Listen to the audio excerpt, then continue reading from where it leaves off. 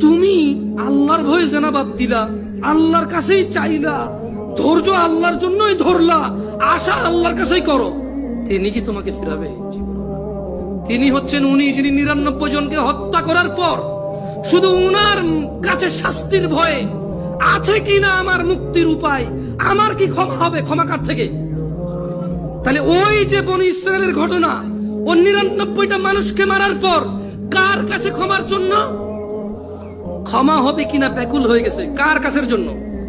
আল্লাহ থেকে। ওকে যাদেরকে মেরে ফেলছে তাদের কাছের জন্য।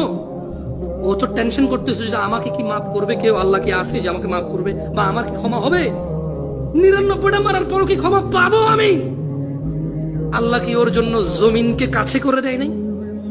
এই মাটি তুমি এক চুল নাড়তে পারবা?